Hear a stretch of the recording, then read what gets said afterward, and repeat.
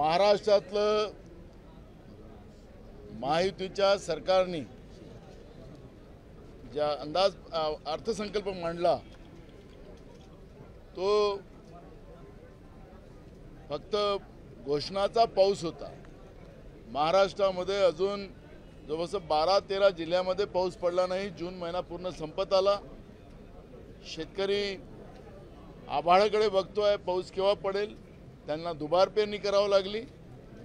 पण महाराष्ट्राच्या विधानसभेमध्ये फेकू सरकारने या ठिकाणी जे आज अर्थसंकल्प मांडला तो घोषणाचा पाऊस पाडलेला आहे। यानंतर आपल्याला लक्षात असेल की ज्या काही घोषणा झाल्यात याच्यामध्ये काँग्रेस पक्षाने ज्या 5 गॅरंट्या दिल्या होत्या त्याचा काही थोडा अंश आपल्याला याच्यामध्ये पाहायला मिळत आहे। त्याच्यामध्ये एक गोष्ट आपल्याला पाहायला मिळाली की आम्ही महिलांना दर महिन्याला 8,500 रुपये देणार होतो, पण या सरकारने 1,500 रुपयाची घोषणा केली। म्हणजे 7,000 रुपयाचं कमिशन, हे कमिशनखोर सरकार आहे। जसं कर्नाटकचं येदियुरप्पाचं सरकार आहे 40% कमिशनवालं होतं, तसं हे सरकार एकनाथ शिंदे आणि फडणवीस भाजपनी सरकार हे 60% कमिशनचं सरकार आहे। आणि म्हणून या महागाईच्या काळामध्ये 1,500 रुपये देऊन महिलांना त्यांना एक प्रकारे फसवण्याचा प्रयत्न राज्याच्या सरकारने केलेला आहे। दुसरं आमची मागणी होती की तेलंगणामध्ये काँग्रेसचं सरकार आहे, या सरकारने सगळ्या शेतकऱ्यांचं कर्ज सरसकट माफ केलं आणि त्याचप्रमाणे महाराष्ट्रामध्ये सुद्धा शेतकऱ्यांचं सरसकट कर्ज माफ व्हावं ही मागणी उद्धवजी असतील, जयंतराव असतील, मी असेल, आम्ही सगळ्यांनी महाविकास आघाडी म्हणून आम्ही मागितलेली होती। सरकारने शेतकऱ्यांच्या तोंडाला पानं पुसलेलं आहे। इलेक्ट्रिक बिलाच्या बद्दलची सुद्धा मी आपल्याला सांगतो की शेतकऱ्यांची फसगत करण्याचा एक प्रयत्न घोषणेच्या माध्यमातून राज्याच्या सरकारने केलेला आहे। नोकऱ्यांच्या बद्दलचा मेगा भरतींचा याचा उल्लेख, कुठलाही नोकऱ्यांच्या बद्दलचा उल्लेख सुद्धा या ठिकाणी केला गेला नाही। राज्यामध्ये एमपीएससीची पदं मोठ्या प्रमाणात खाली आहेत। पोलीस भरतीमधला गोंधळ आपण पाहिलेला आहे। तरुणांच्या बद्दलचं सातत्यानं त्यांच्या जीवनामध्ये निराशा आणण्याचं काम केलं जाते। आणि एक गोष्ट महत्त्वाचं या ठिकाणी आपण पाहतो की तरुणांच्या निराशामध्ये ज्या पद्धतीनं या सरकारचं योगदान आहे तसंच नोकर भरतीमध्ये ज्या ऑनलाईन भरतीच्या माध्यमातून त्या तरुणांना लुटलं जाते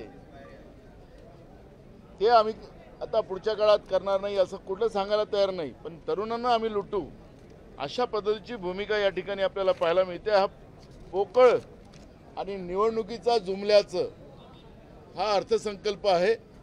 याचं पोस्टमॉर्टम आता सोमवारपासून आम्ही चालू करणार आहोत। याच्यामध्ये आपण पाहिलं असेल की पहिल्यांदा हा अर्थसंकल्प असा आपण महाराष्ट्रातला पाहतोय की अर्थमंत्र्यांनी विभागनिहाय आपल्याला त्या ठिकाणी कुठल्याही घोषणा करताना नाही पाहिल्यात। मोगम असा हा बजेट पहिल्यांदा महाराष्ट्राच्या इतिहासामध्ये आपण पाहतोय। एकदा बांधकाम विभागाला किती देणार, एज्युकेशनला किती देणार, कुठल्याही पद्धतीचं कृषी विभागाला काय देणार, इरिगेशनला काय देणार, या बजेटमध्ये आपल्याला कुठेही विभागनिहाय अर्थमंत्र्यांच्या भाषणामध्ये उल्लेख आपल्याला पाहायला मिळाला नाही। आम्ही हे पुस्तक पाहिले, त्या पुस्तकामध्ये पण नाही। यांनी सांगितले की उच्चस्तरीय आम्ही एक टीम बनवू, तिचा सुसूत्रीकरण आणणं, योजना राबवणं। जसं आता उद्धवजीने सांगितलं त्याप्रमाणे आतापर्यंत या सरकारने केलेल्या घोषणेची किती अंमलबजावणी झाली त्याची श्वेतपत्रिका जाहीर करावी। हे सरकार राज्याच्या जनतेची दिशाभूल महाराष्ट्राच्या या सर्वोच्च लोकशाहीच्या मंदिरामध्ये करताना यांना थोडीशी तरी आहे की नाही असा हा प्रश्न या ठिकाणी निर्माण होतो आहे। आणि म्हणून या सरकारने हे सुसूत्रीकरणाचं म्हणजे काय, ज्यांच्या सरकारमधलं सुसूत्रीकरण की भ्रष्टाचारामध्ये राज्याच्या जनतेच्या पैशाची लूट ज्या पद्धतीने या लोकांनी माजवलेली आहे त्याच्याबद्दलचं सुसूत्रीकरण, याचं स्पष्टीकरण यांना द्यावं लागेल। असा बोगस आणि पोकळ अर्थसंकल्प हा महाराष्ट्राच्या इतिहासातला पहिला आहे असं म्हटलं तर वावगं ठरणार नाही। आणि म्हणून आजच्या या अर्थसंकल्पाला महाराष्ट्राच्या जनतेची दिशाभूल करणारा हा अर्थसंकल्प आहे असं आमचं मत आहे। आणि म्हणून महाविकास आघाडी म्हणून अशा या फेकू आणि जुमलेबाज अर्थसंकल्पाचा आम्ही विरोध करतोय। मी तुम्हाला सांगितलं ना की आम्ही 8,500 रुपये महिलांना देण्याचं आम्ही जाहीर केलं होतं, आमच्या गॅरंटीमध्ये होते। त्याच्यातले 1,500 हे देतात आहेत। आम्ही युवकांना म्हणालो, जसं उद्धवजी म्हणाले त्या आम्ही त्यांना पण देत होतो, पण याच्यामध्ये फक्त 1,500 रुपये देतात आहेत। म्हणजे 7,000 रुपयाचं कमिशन, हे कमिशनखोर सरकार आहे। म्हणजे यांना आमची नक्कल करायलाही गेलेत, पण हे ओरिजिनल नक्कल नाही करू शकले। आम्ही देण्यासाठी निघालो होतो, हे घेणारे लोक आहेत। त्यामुळे यांचं वास्तविक चित्र या सरकारचं आपल्याला या ठिकाणी पाहायला मिळालेलं आहे।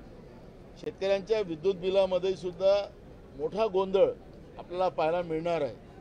हे सांगतात की आम्ही जी आपल्या इलेक्ट्रिक विभागाची लाईन जी आहे ती द्यायला आम्ही आता कटिबद्ध नाही, सौर ऊर्जेच्या माध्यमातून आम्ही ही लाईन करू। म्हणजे आता ते केव्हा करणार, काय करणार, शेतकऱ्यांचे अर्ज पडलेले आहेत, त्याच्याबद्दल सरकारची भूमिका स्पष्ट नाही।